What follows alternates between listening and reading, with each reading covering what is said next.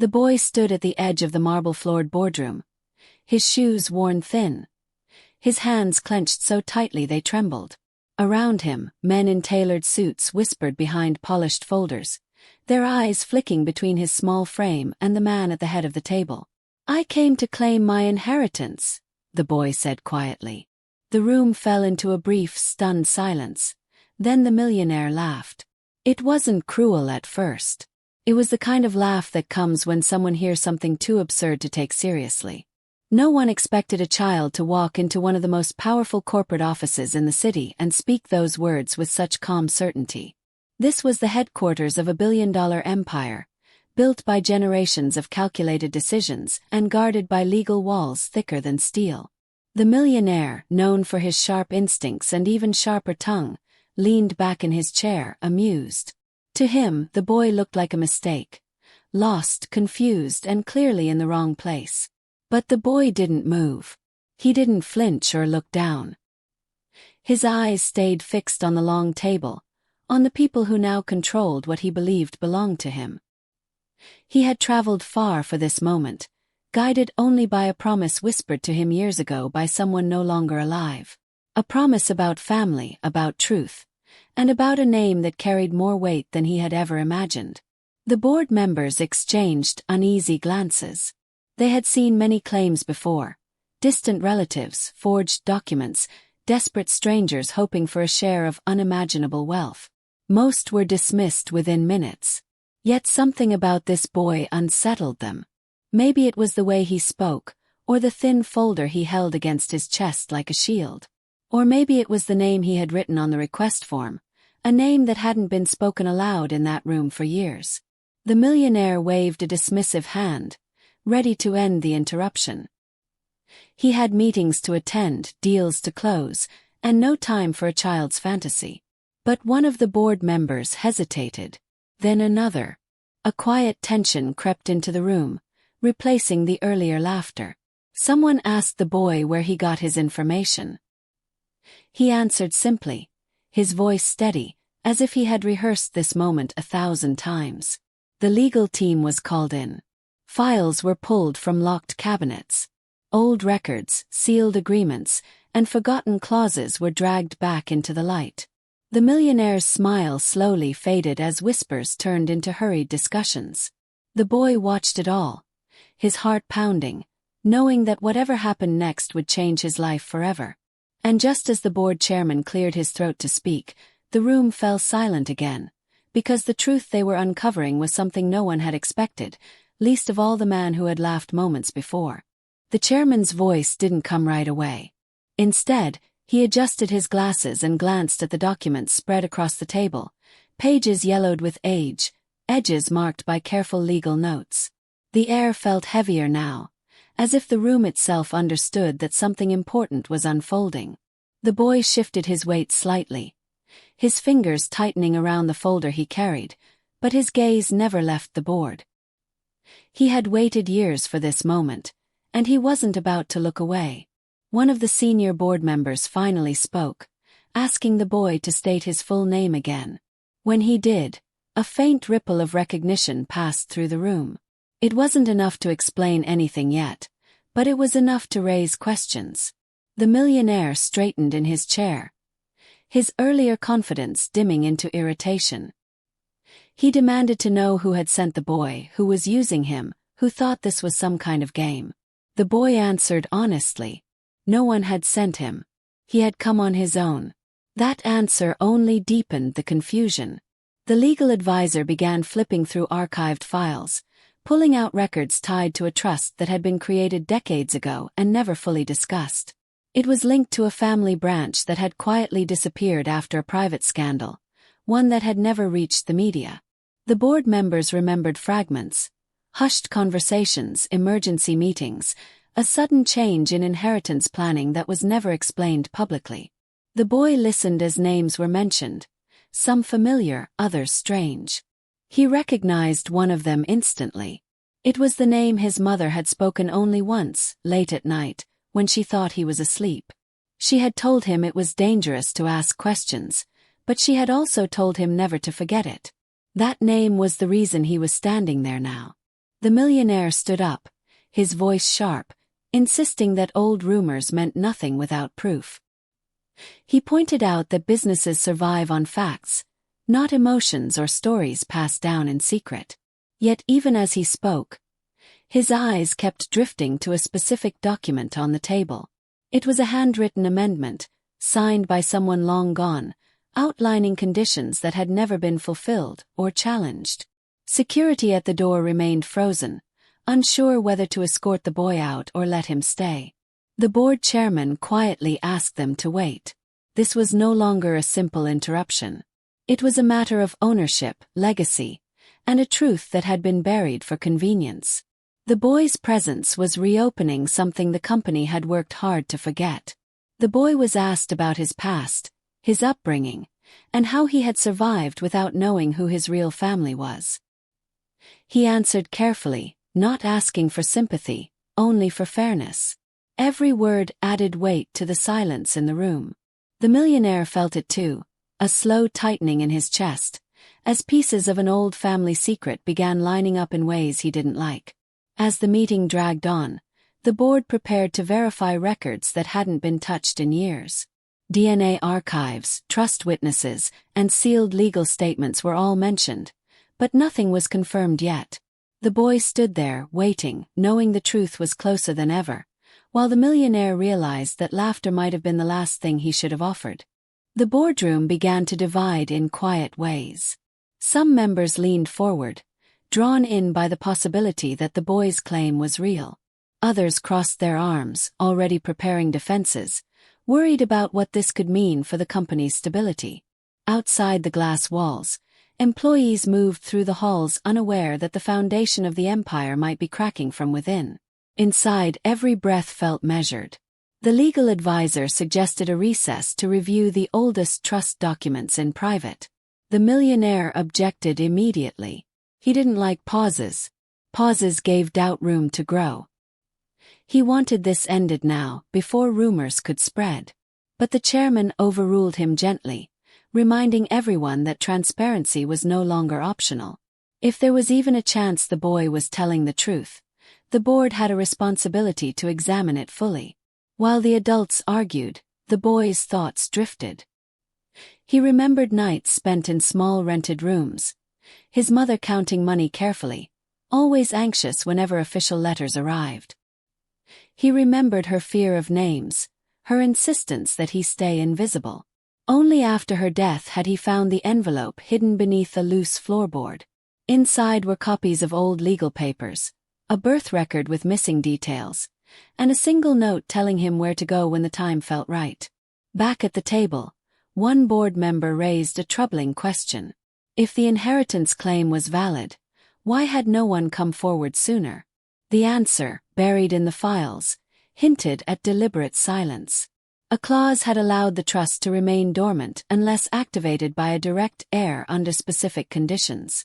Conditions that were unlikely, almost impossible, unless someone had known exactly when and how to appear.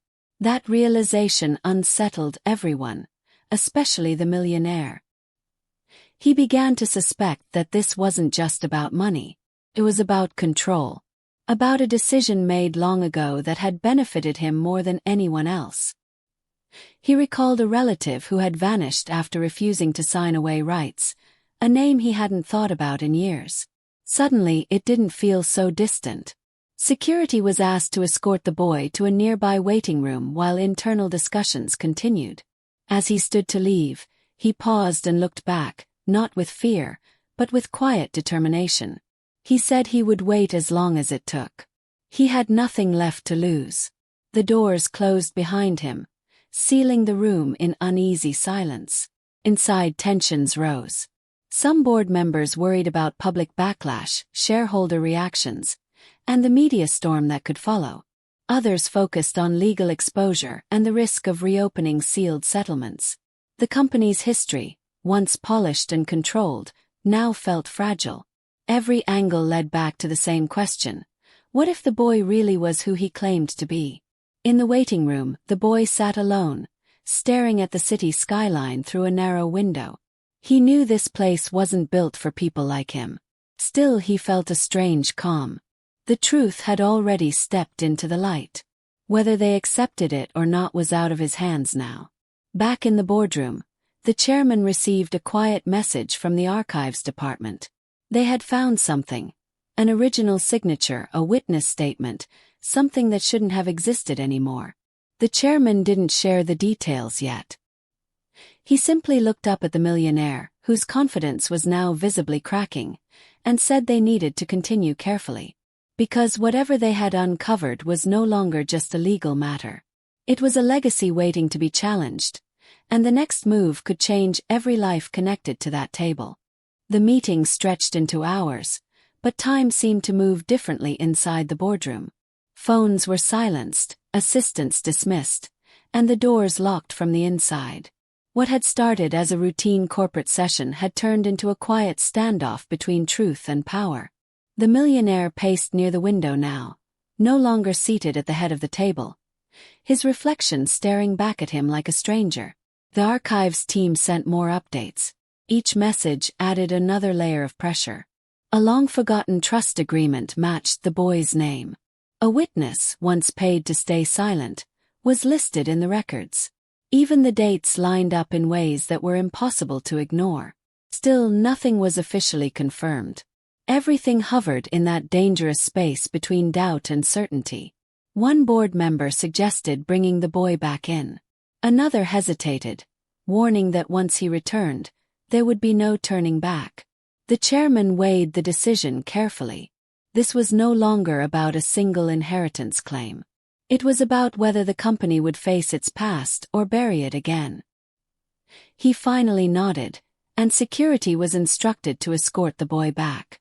When the doors opened, the boy stepped in quietly. He looked smaller now against the towering walls, yet somehow steadier.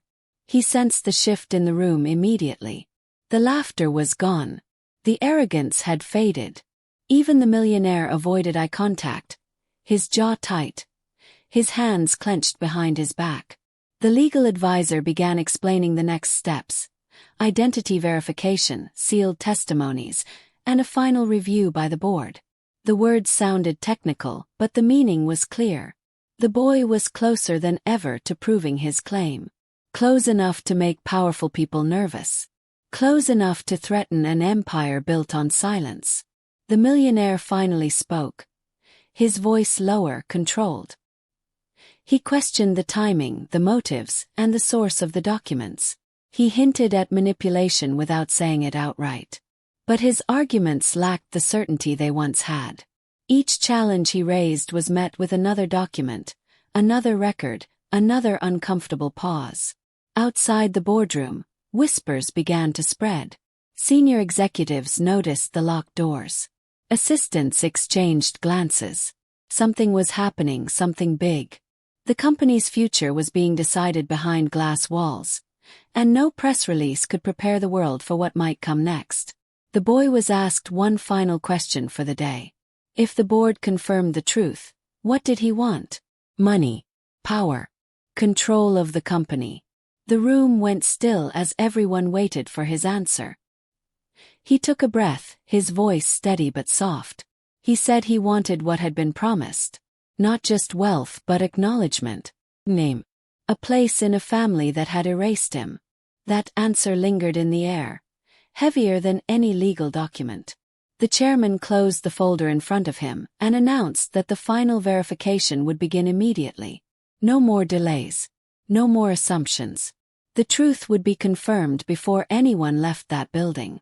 The millionaire stared at the table, realizing that the laughter from earlier felt like it belonged to another lifetime. The boy stood quietly, his heart racing, knowing the next decision could change everything. And as the board prepared to confirm what they had found, the room filled with a silence so deep it felt like the world itself was holding its breath. The silence broke with the soft buzz of a phone vibrating against the table. Everyone turned as the chairman glanced down, his expression tightening in a way that immediately shifted the mood. He read the message twice before looking up, and when he spoke, his voice carried an edge of urgency that hadn't been there before. The final verification process had hit a problem. Serious one. The archives team had uncovered a second set of documents, newer than the first, filed quietly years after the original trust was created. These papers claimed the trust had been legally amended, transferring full control to the current leadership under emergency authority. The signatures looked valid. The dates were precise. And the amendment, if upheld, would erase the boy's claim entirely. The room erupted into confusion. The millionaire froze. He hadn't expected this. If anything, the discovery made him uneasy, not relieved. He denied knowing about the amendment, his voice firm but strained. A few board members exchanged looks. They remembered that period well. A sudden crisis, a rushed vote, and pressure from outside investors. Things had moved fast back then. Too fast. The legal advisor warned that the existence of two conflicting trust records changed everything. What had once seemed like a clear inheritance claim was now a battle over which version of the truth would survive. If the later amendment was proven legitimate, the boy would walk away with nothing. If it was proven fraudulent, the consequences could shake the entire company and expose people who had worked very hard to stay hidden. The boy listened quietly, his face pale but focused. This was the part his mother had feared, the part where power fought back. She had warned him that the truth would not come easily, that someone had gone to great lengths to rewrite history. Now he was watching it happen in real time. One board member raised a critical question. Who had authorized the amendment? The answer, buried in the fine print, pointed toward a legal proxy acting on behalf of an unnamed beneficiary. That name had been redacted, sealed, protected by layers of corporate privilege. But the timing of the amendment aligned perfectly with the disappearance of the boy's family from all official records. The stakes rose instantly. This was no longer just about a lost heir or a forgotten inheritance. It was about whether a powerful organization had manipulated legal systems to remove someone from existence. The room felt smaller, the walls closing in as the implications sank deeper. Security was instructed to secure all digital access. No one was allowed to leave. The chairman insisted on tracing the amendment's origin immediately. Someone in that building knew more than they were saying. The millionaire's breathing grew heavier as he realized that even if the boy lost, the past might still come crashing down. The boy tightened his grip on the folder, his mind racing. He had known there would be resistance, but he hadn't expected a second truth, one designed to cancel his own. As the board prepared to uncover who had rewritten the trust and why, one thing became clear. The inheritance claim had triggered something far bigger than money. And the closer they got to the truth, the more dangerous the silence became. The chairman raised his hand, signaling for calm as voices overlapped and accusations threatened to spill into chaos. He announced that the verification team had finished tracing the amendment's origin. The room went still. Every eye turned toward him, including the boy's, whose heart felt like it might break through his chest. This was it. There would be no more delays. No more silence to hide behind. The amendment, the chairman revealed, had been signed under emergency authority, but the emergency itself had been fabricated. Records showed false financial threats, staged reports, and pressure applied at exactly the right moment to force a rushed decision. The legal proxy listed on the document had acted on instructions that were never approved by the full board. In simple terms, the amendment that erased the boy's inheritance had been illegal from the start. A sharp intake of breath spread through the room. The boy felt his knees weaken as relief washed over him, followed quickly by something heavier. This wasn't just about winning his claim. It meant his mother had been right. Someone had deliberately stolen his future. The legal advisor confirmed it out loud. The original trust stood. The boy was the rightful heir under the conditions written decades ago. His inheritance claim was valid. The truth had finally caught up with the lies. Slowly, the chairman turned toward the millionaire. The man who once laughed now looked hollow, his face drained of color. The board demanded answers. At first he stayed silent. Then, under the weight of evidence and eyes that no longer trusted him, he spoke. He admitted to knowing about the amendment, not authoring it directly, but allowing it to stand because it benefited him. He had told himself it was necessary, that the company came first. That one forgotten child was a small price to pay. The boy didn't speak. He didn't need to. The room understood what had been taken from him. Security was instructed to escort the millionaire out of the boardroom. The empire he had controlled for years slipped from his hands in a matter of minutes. The board voted to reinstate the trust, correct the records, and acknowledge the heir publicly. The conflict that had begun with laughter ended in quiet accountability. Just when it seemed over, the chairman hesitated. He opened one last file, his expression unreadable. There was something else. A clause in the original trust that no one had discussed yet. It stated that if the rightful heir came forward under conditions of deception or betrayal, control of the inheritance would not go to the board, but to the heir alone, with full authority to restructure leadership. The boy looked up stunned. This wasn't just money. This was power. The kind that could change everything. The board waited for his response, unsure whether they had just corrected a mistake, or handed control to someone they barely knew.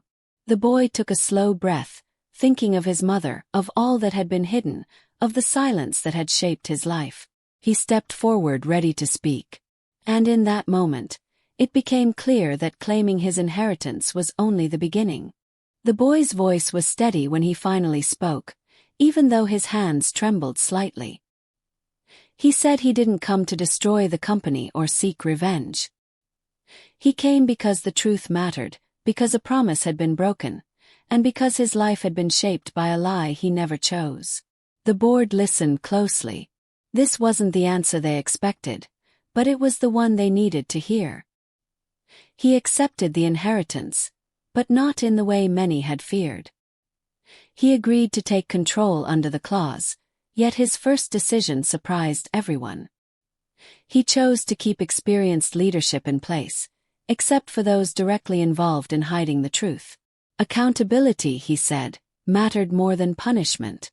The company would move forward, but not by pretending the past never happened. In the days that followed, the news spread quickly. A hidden heir. A billionaire removed. A board forced to face its own history. Employees watched in disbelief as the story unfolded, but what stood out most was how quietly it ended. There were no dramatic speeches, no public anger. Just a careful rebuilding of trust step by step. The boy was officially recognized. His name restored to records that had erased it years ago. For the first time, he saw his family history written plainly, without redactions or sealed pages. It didn't erase the years of struggle, but it gave them meaning. His mother's fear, her silence, her sacrifice, all of it made sense now. The former millionaire faded from public view. His legacy reduced to a cautionary tale whispered in business circles. Power, once taken for granted, had slipped away because of a single overlooked truth. The board restructured policies, ensuring no inheritance claim or legal trust could ever be altered in secrecy again. The company learned the hard way that silence carries consequences. As weeks passed, the boy settled into a life he had never imagined. Not one of luxury alone, but of responsibility. He spent time walking through the company offices, listening more than speaking. People noticed that. They noticed how he asked questions instead of giving orders, how he remembered names, how he carried himself without arrogance. One evening, long after the headlines faded, he stood alone in the boardroom where it all began. The table looked smaller now. The power it once held felt different. He realized that inheritance wasn't just about wealth or control. It was about being seen, about having the truth acknowledged, no matter how long it took to surface. He thought of the moment he had been laughed at, and how close the truth had come to being buried again. If he had walked away, nothing would have changed. That realization stayed with him. Sometimes justice doesn't arrive loudly. Sometimes it arrives in quiet persistence. As the lights dimmed and the city glowed outside the windows, the boy, no longer invisible, no longer dismissed, understood something clearly. The real inheritance wasn't the empire he now helped lead. It was the courage to stand in a room full of power and speak the truth, even when no one believed you. And that was something no one could ever take away again.